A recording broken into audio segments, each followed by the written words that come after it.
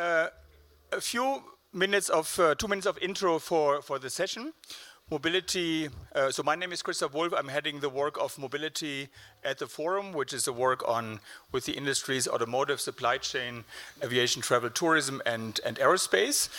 As we know, mobility is an essential property. Yeah, mobility connects the world, connects people to work, to health, to family.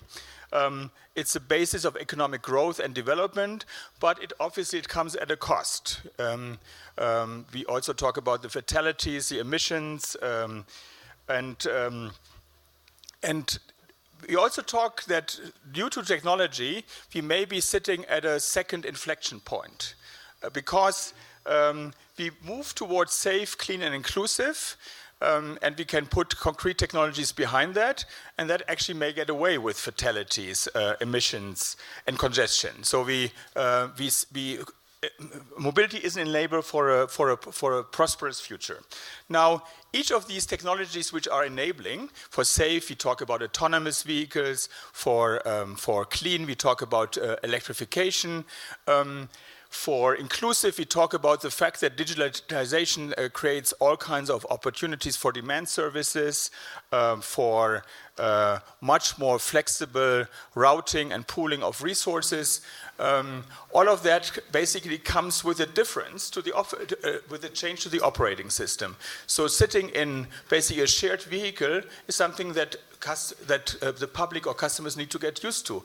Being an autonomous vehicle means you need to create trust with the autonomous vehicle, and an electrical propulsion system is something different. Yeah, so you have range anxiety, so you need to get used to a different system. So we say internally, the industries, the mobility industries will need to create trust. They will need to communicate with the public and to create acceptance for that pathway, so that the future really can be great. Before we get into the panel, I would like to give the word to Commissioner Adina Valian. If you come up here, she is the new commissioner of for mobility, and very glad to have you here. And a few remarks from your side. Thank you very much, Christoph. Hello, everyone. The first thing to be said is that I'm very happy and to be invited to say a few words at the beginning of my term in office as Commissioner of Transport, European Commission. I appreciate the fact that I'm in Davos and the engagement I have with the World Economic Forum already, because I am very interested to build upon the work you already are doing through all the platforms, because we need all the stakeholders in order to design the best solutions for the future of mobility. You are probably aware that Europe has a very ambitious plan to become carbon neutral by 2050, and I've been asked as Transport Commissioner to do my best in order to transport to contribute to this future in Europe. And that means I need to put in place, well, I say I need to put in place, but this has to be done together with all the stakeholders, measures in order to make this transport more sustainable and more smart. This is what is said, but I would say that becoming it more smart is also becoming more sustainable.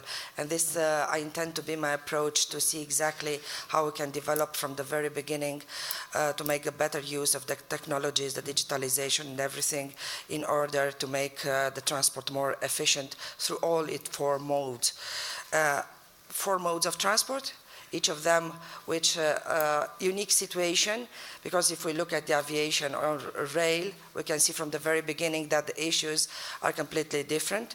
We need to keep competitiveness in the aviation sector still, and it is a global mode of transport, so we have to have a global perspective on that, but also we have to design incentives and good ideas in order to make aviation to contribute more, because this is expected from. Rail remains sustainable, but still it has a lot of issues like costs and infrastructure, which is public acceptance, so on and so forth. And then you will have inland waterways, which are not sufficiently developed as a very sustainable mode of transport. And the last but not least is the road, with all its external externalities which needs to be internalized. So we have to design a very complex proposal so that all the transport modes would continue to serve people, because it is important, as Christopher was saying, that people need to be connected.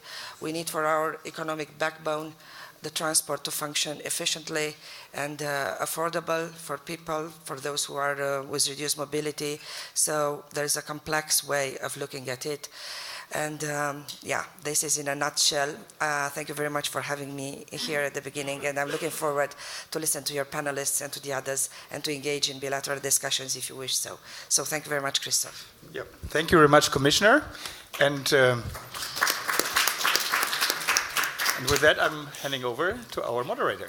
Thank you, Christoph, and thank you, Commissioner. We have voices here today from 4 of the industries that make up the mobility ecosystem. And this is a very interesting group because we represent here, we have, and correct me if I'm getting this, we have logistics, we have Sultan Al-Assa from agility.com, Florian Reuter of Volocopter, Jane Ji-sun from Trip.com, and Andreas Rentschler from VW. I'm sorry, I didn't do a very good job of your name, Jane Sunji. I'm hoping that we can use this group of panelists to discuss how we are moving toward, as Christoph and as the Commissioner alluded to, a world of cleaner and more inclusive mobility in moving people and goods. I'd like to start by asking each of you to talk about how your industry, your piece of this industry, which is really more than one industry, is going to change. What are the forces that are going to shape change in your piece of the industry over the next decade or so? And how will that affect the business that you are running? Do you want to start for us, Tarek? Sure. I think there's 4 things that are happening in our industry, and I'd like to, they're actually happening now. It's not over 10 years. So I think that's an important distinction to make. But looking forward, the industry will become more digitized and at the same time smarter with a combination of blockchain, RPA, and some data analytical capabilities. We're going to see a supply chain that's increasingly smarter. It's certainly going to become more sustainable. And we're seeing, industries such as the shipping industry already setting objectives by 2030 to be carbon neutral.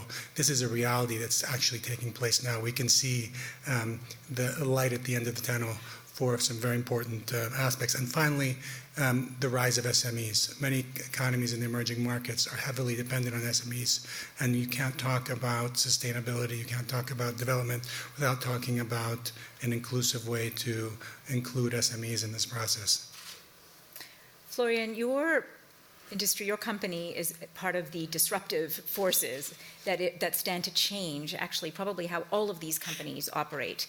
Tell us a little bit about what you're doing when you're going to actually be taking people on urban taxi rides and how that may play into, for example, the logistics industry and tourism and change the automotive industry.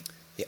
So Volocopter is a company that is introducing urban air mobility as an additional means of transport in addition to the existing modes.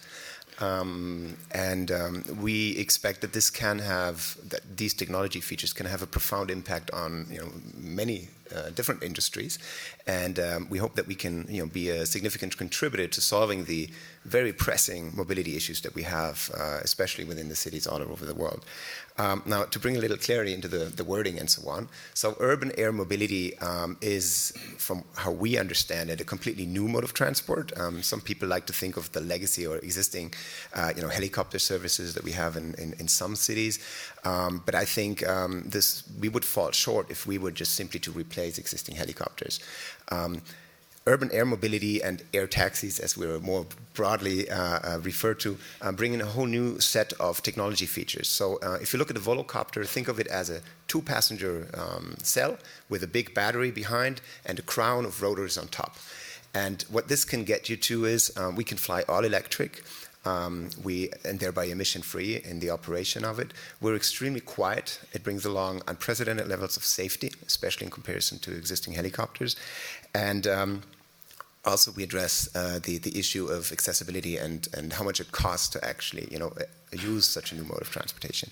And therefore, we expect to be opening up this mode of transport, these abilities to a broader public than what is using, helicopters today, and actually to be flying much more ubiquitous into more widespread locations all across the city. Thank you. Jane, tell us a little bit about tourism and travel, how people choose to move themselves around and book trips, and how you think how that's going to change, how that's going to affect what you do. Sure. Trip.com is the largest travel company in China. Last year, we sold about 800 million high-speed railway tickets, about 350 million air tickets, about 350 million hotel rooms. So the trend, I can summarize, there are three trends. First of all, it's more personalized. The most expensive tour we sold cost about 200,000 USD per person, per trip. Guess how long did it take us to sell these packages? Take a guess. You tell us. A month? A day? Wow, we are Chinese. About 17 seconds. So that tells you the buying power of the consumers is growing up for us to provide personalized tour to high-end customers become very important. The second thing is more timely, more location-based, and that's going to be empowered by the technology. For example, when I come here, our system will automatically push the restaurants, the activities, ski packages to us. So on the spot, you can decide what to do. So that's very technology-driven. The third one is going to be more greener. This morning we met with hotel chains, met with airlines. With hotels, we're talking about the initiatives, how we can reduce the usage of plastics. With airlines, NA CEO said, can we do pre-booking of the meals so that we do not waste food? So it's the trend we can see. Every travelers will become greener, more environmental friendly, and to make sure our travel ecosystem is being protected. Thank you. Andreas, one of your competitors yesterday issued a profit warning that was partly attributable to the cost of adapting to electric vehicle technology and adopting new technologies. What's in store for the automotive industry? I think, first of all, I know the competitor very well because I worked there 25 years. So don't ask me why they had to make a profit one. No, I think the auto industry is in the middle of the transformation, a very dramatic transformation. Of course, the good thing is, and this is also the title of this session, that we have a future in mobility. And I think this is the baseline that we believe there is a mobility for the individual, necessity also in the future, and a mobility for goods.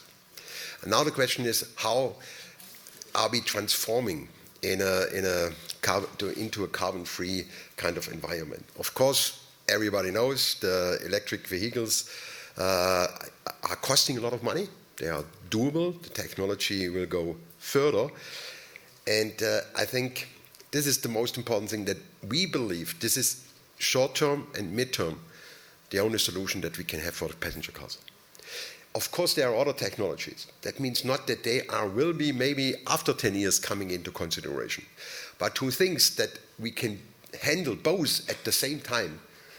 The whole thing of the electric mobility, not only from a passenger car point of view, but they need a charging strategy, they need a lot of different kind of things. And at the same time, for example, hydrogen. This is not doable. It will be, on the truck side, totally differently. There we can only go into the major cities fully electric. If you are looking to certain applications, there we will need to have different alternative drivetrains. So the challenge is to handle this without a profit warning, to generate enough money to get into this transformation.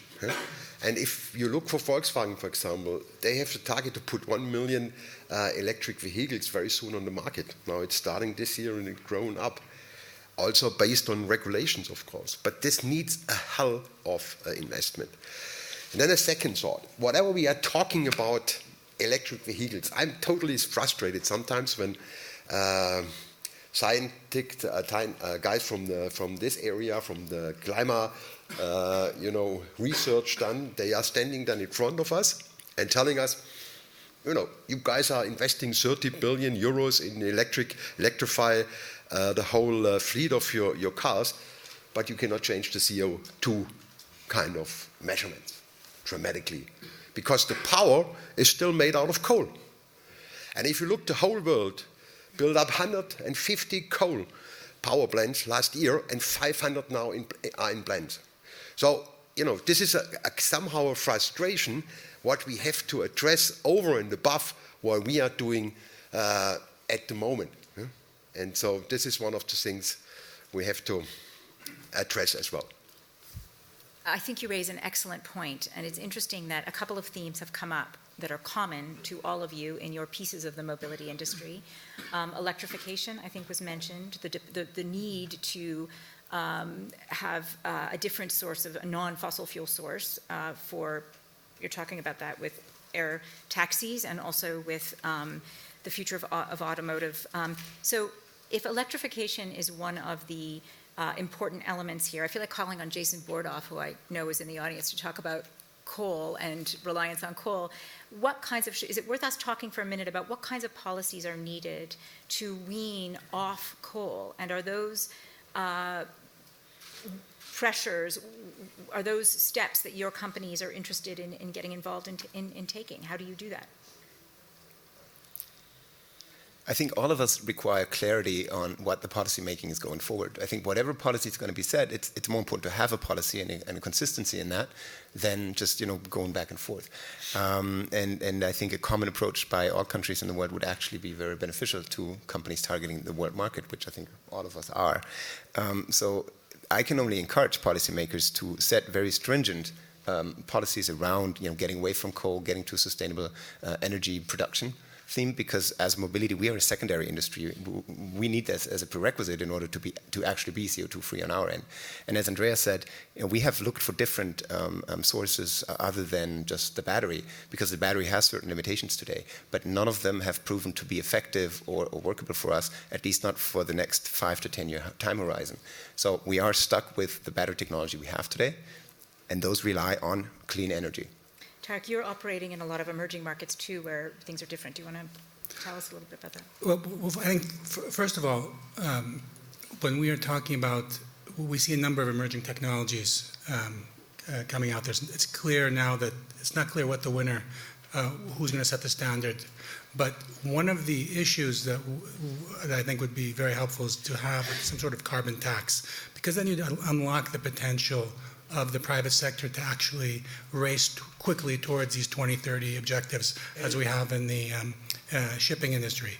So it's very, it's a little bit frustrating to know that the private sector has the ability to meet the requirements of a greener future, but when governments can't decide together that we need a consistent carbon policy so that we can get scale around standards that will drive the cost of technologies down to where we get a tipping point.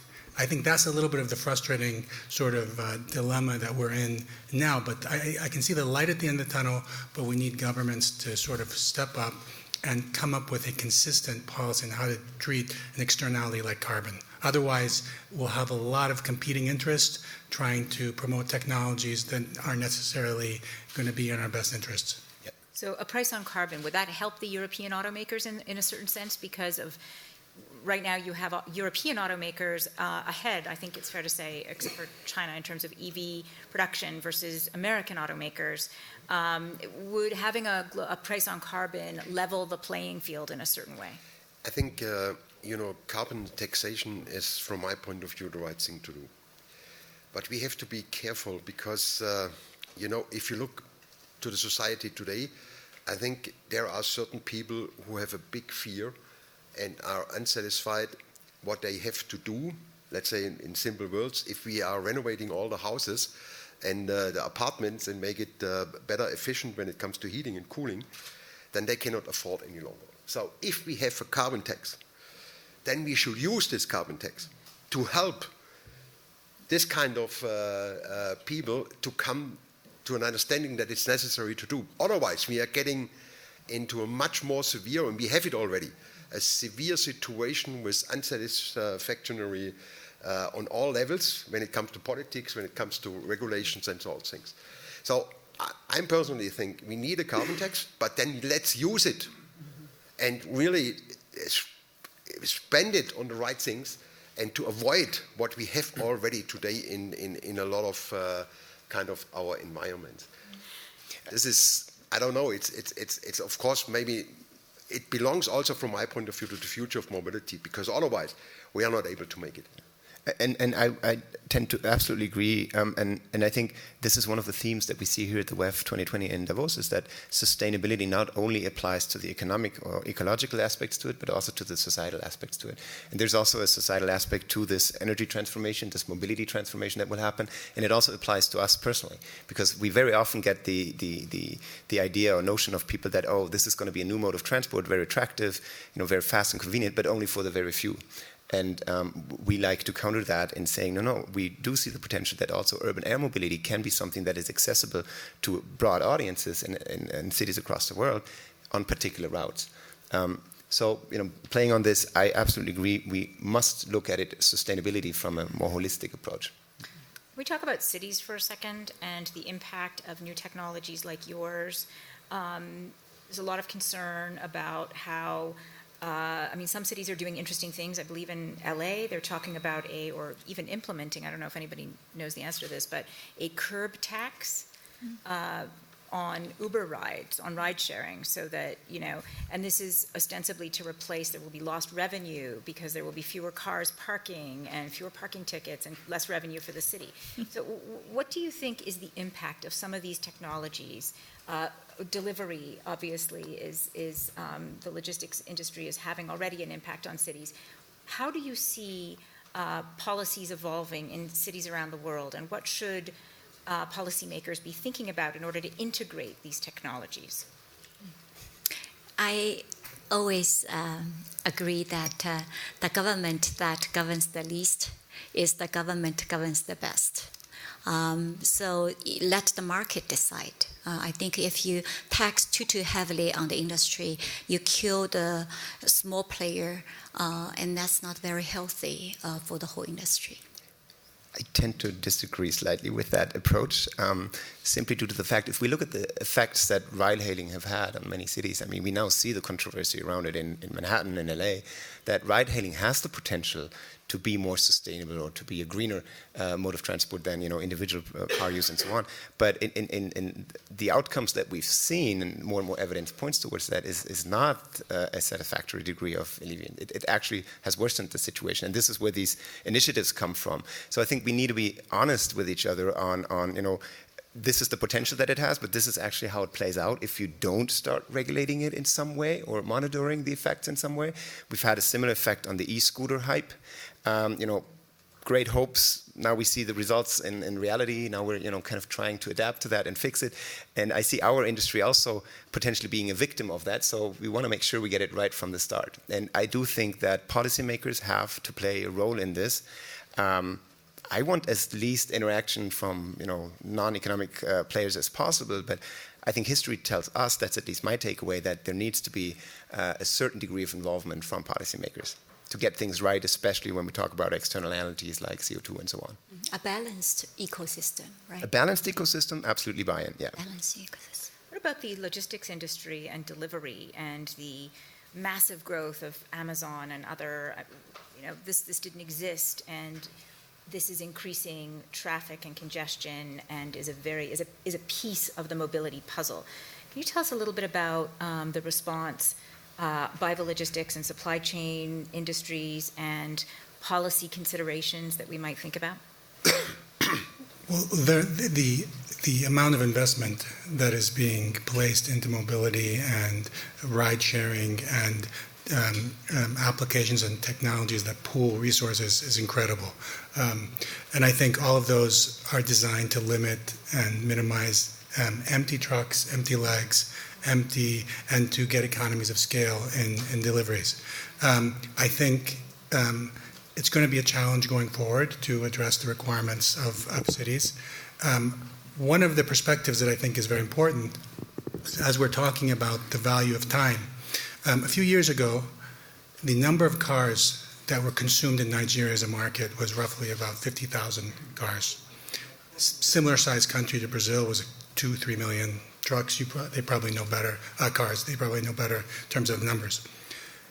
What's happening now is Nigeria is building more roads, investing in the ability to distribute more fuel, hydrocarbons. So as we are waiting for these standards to emerge, the emerging markets are still trying to catch up to the old economy. And the cost of waiting and not having standards emerge is very significant. So I think the element of time and the need to have some concentrated policies to drive standards and economies of scale down to where we get a tipping point, so where we get to a stage where emerging markets will actually leapfrog the hydrocarbon economy, start looking at some of these technologies because it's in their economic interest to do so.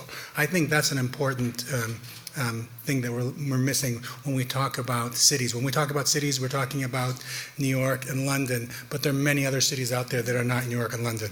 That's a great point. Can we talk, though, for a minute about New York and London and the vast volumes of packages that people receive and the fact that nobody seems to actually just go to the grocery store anymore to, buy milk or eggs? There's absolutely, there's no cost to there's a demand for faster and more immediate and greater on-demand delivery. Should there be a tax on that? I mean, I personally, I think not. I think, the consumer at the end of the day is always right. And just as the consumer is driving large corporations like us to basically improve our supply chains, to adopt more sustainable supply chains, we have to be responsive to what their requirements are. And I think the solution is to basically make this information transparent to consumers and let them decide on their own what's best for them. Florian, you look like you want to answer that. Obviously, there's an externality to that as well, right? It's CO2, it's noise, it's congestion. I mean, we have streets in Germany that are designed to be free of cars, but now we have 6 different delivery companies going through these streets in a rhythm of every 2 hours. It's pretty much clocked just because of the deliveries. So there are externalities that I think, yes, we need to make them transparent, and a CO2 tax would probably be the first step in the right direction in that context as well, to adequately price this level of convenience that you have. Yeah, well, let's talk about the consumer for a second, because the consumer, from talking to all of you earlier and talking to many other people at Davos this week, the consumer, the shareholder, the investor, that's where the pressure is coming from on companies like yours and companies around the world to make change, or at least that's what I'm told. Can you tell me, what are you hearing? What do you hear from consumers and investors? And how big a role do those comments play in decisions that you make around how to change your company? It's absolutely staggering, the change over the last 5 years. 5 years ago, our global customers would ask about sustainability. Now, roughly 50% of our revenue is coming from customers that are demanding specific, measurable targets around sustainability. And they're making decisions in procurement based on sustainability. That's a sea change in over the last 5 years. And that's very healthy, obviously, very important development. But it's something that, I wouldn't have expected 5 years ago to happen so quickly. And what did they demand? Disclosure in terms of the carbon footprint of a particular way or mode of transport? Or can you give us an example of what you're being asked to do that you weren't asked to do previously? They want to see that sustainability is built into the ecosystem of the values and the strategy of the companies that they're dealing with. Okay. So and they're looking at transparency, they're looking at how you're addressing SMEs, they're looking at how you are working in emerging markets. It's a whole host of things that, and especially environmental sustainability, is at the top of their requirements, especially for consumer-facing companies that really are differentiating themselves on the way that they are basically addressing green issues. Jane, I want to ask you whether this is a pressure that you're feeling. I've heard that there are people who shame their neighbors for taking a summer vacation and taking a flight. And, is this something you think that's going to affect your business over time, that there will be more and more people who sort of either shun travel or are pressured into or feel that it's the wrong thing to do, and that this ends up cutting down on discretionary travel particularly? If you look at the travel industry, there are majorly two big parts. One is business travel, one is the leisure travel. For business travel, I think a part of the business travel can be conducted or replaced by video conferencing, by a 3D image. I think the technology will make it more and more possible so that we don't have to fly 12 hours to meet with each other. However, on the leisure part, I think nothing can really replace people-to-people exchange. When you work with people side by side, look at their eyes, understanding their culture, that's the meaning of the travel. That's the meaning for travel's industry to bring to the world.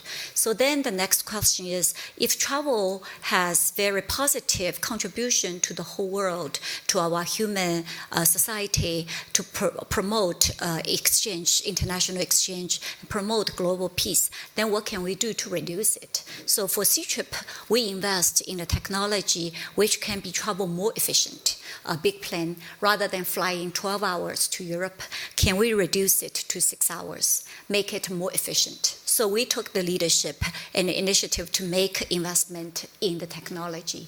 I think that way we'll be able to travel in a more efficient manner. But is that something you're hearing? Do you hear this from customers, or do you hear this, that people are more concerned about their carbon footprint? They're pressuring companies to do things differently. Are consumers telling you that they're more worried about taking flights? Yeah, I think the challenge for any business community is really to look at the holistic of things, right? Any industry will have positive impact on the society, and there is a cost to it. And the net impact should be positive. I see. Right? You cannot say, oh, because we want to reduce carbon, everyone suffer. We should stay in the snow, without heating. It's not going to work. People will die. But how we can improve it so the net impact will be more positive after you deduct all the cost. I'd like to go to the audience for any questions for our panelists. Do we have any questions in the audience?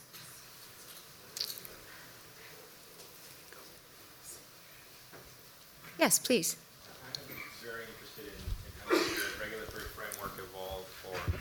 I'm very interested in how you see the regulatory framework evolve for the air taxi market and eventually, privately owned sort of personal air vehicles, whatever they become, car of the future, but in the air. But probably 100 years from now, we'll have some of them. And what countries would you see taking the lead? We saw the work with Hyundai shown at CES a month ago, and then Toyota invested $400 million in Joby, and the work you're doing, and Lilium is doing in the UK. So would love to learn more. So, I think obviously the challenges of policymakers around the world and the cities are extremely big, and they're actively looking for solutions. So we are being approached by many cities as a potential addition to solving these problems. And I think also policymakers, regulators have acknowledged that this technology holds great potential and are working towards establishing the required regulatory framework. Primarily, it's all about the safety of the vehicles. So FAA and EASA, the European Aviation Safety Agency, usually are the two leading authorities when it comes on establishing global standards for the safety of air vehicles. FAA obviously, has a very difficult time right now. I see that EASA is moving forward more decisively when it comes to actually establishing the required framework for it. So we've made great strides. We have established a whole new category for this new type of aircraft last year with EASA. We're now working towards fulfilling these certification standards. So I think, within the next 2 to 3 years, which is quite an ambitious timeline, but it's a realistic one from today's perspective, we will see the first commercial applications. Now, with respect to geographics, I think many jurisdictions will follow what EASA does in this instance. So we see a lot of exchange between EASA and primarily also Asian countries, including China, Singapore, Dubai, others, India, in trying to harmonize with what EASA does in order to ultimately come up with international standards, which would be something that would be very beneficial for the fast implementation of these technologies. So, I think the regulatory framework is being created as we speak, and I have nothing to complain about. It's tough. We have to adhere to very strict safety targets, but they're doable, and we're on good track to fulfilling them. Actually, I want to ask whether there are other questions, but just to follow up on that, assuming that all goes as planned and you do get that certification, how does the availability of this technology play into what you all do? I mean, does this change? Does this become a piece of the supply chain? I mean, for sure. I mean, it becomes another tool in your war chest of technologies that you can use to add value to your customers. But I think it's very encouraging that there is at least some regulatory commonality of driving standards towards a workable framework. I think we need the same thing in many other industries. Shipping industry has done a great job, I think. They're regulated globally. They have the advantage of actually having somebody that can actually make a decision. We need that in other industries, especially the automotive industry and others, where we can start applying standards that will encourage the adoption of new technologies and expedite the private sector's creativity in actually fulfilling these needs. I think when it comes to regulation and policy, I would say there's another thought maybe for the discussion. If we, for example, are able to unite European Union and they are making a Green Deal and we are able to make this transformation. If the European industry is then alone and the others, let's say in Asia, China, and in the US are doing different things, then we have a different transformation, or there is a risk of a different transformation issue that we are losing competitiveness. So in these terms, when it comes to regulation policy, from my point of view, we need at least, let's say China, the US and Europe, we need them on a global kind of understanding what we are doing.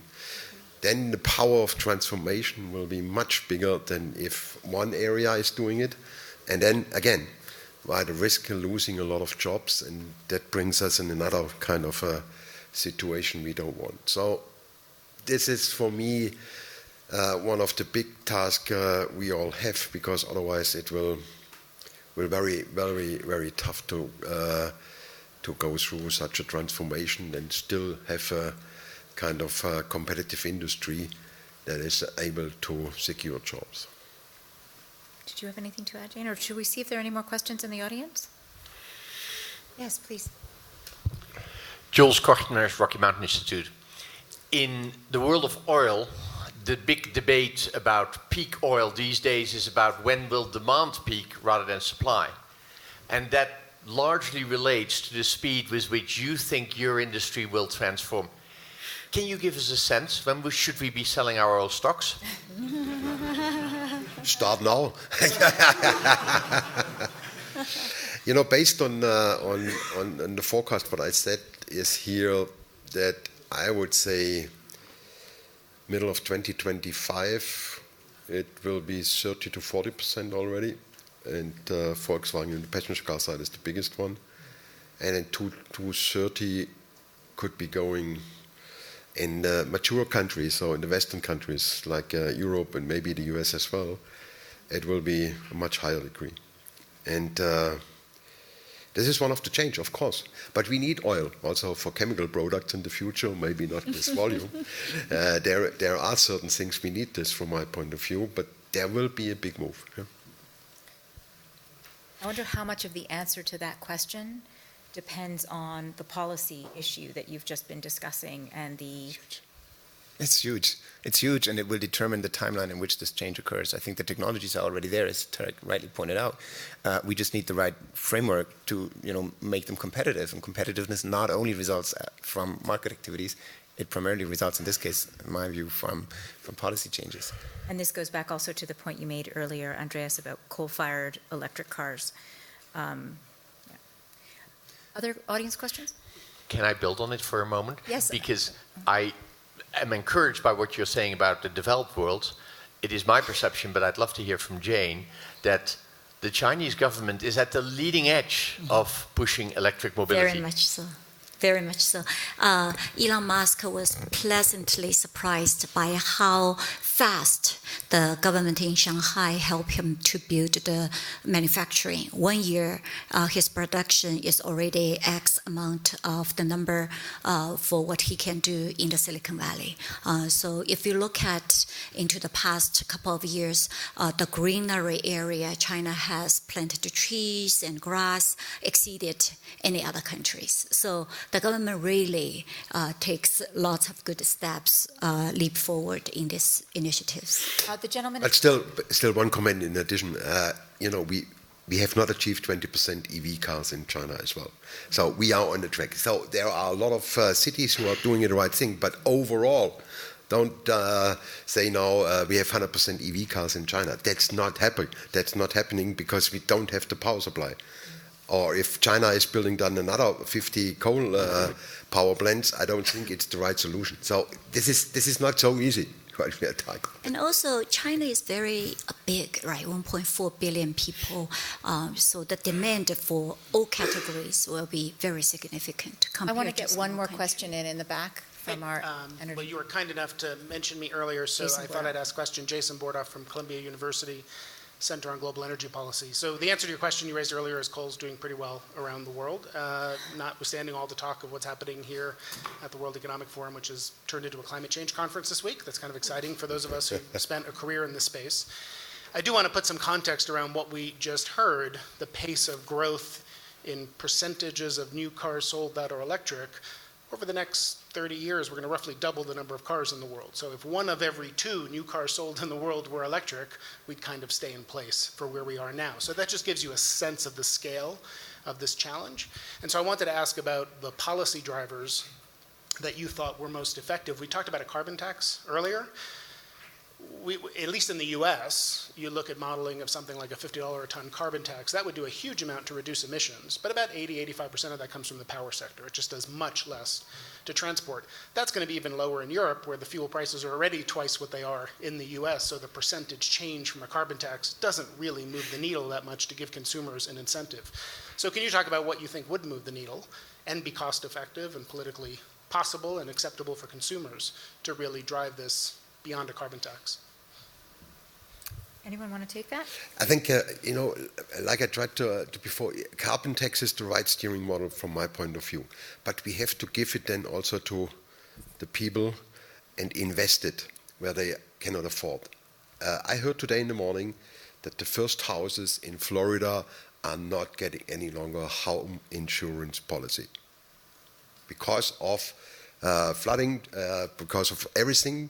So if you have not the right income and you are living there and you don't get a home insurance any longer, then you have a problem.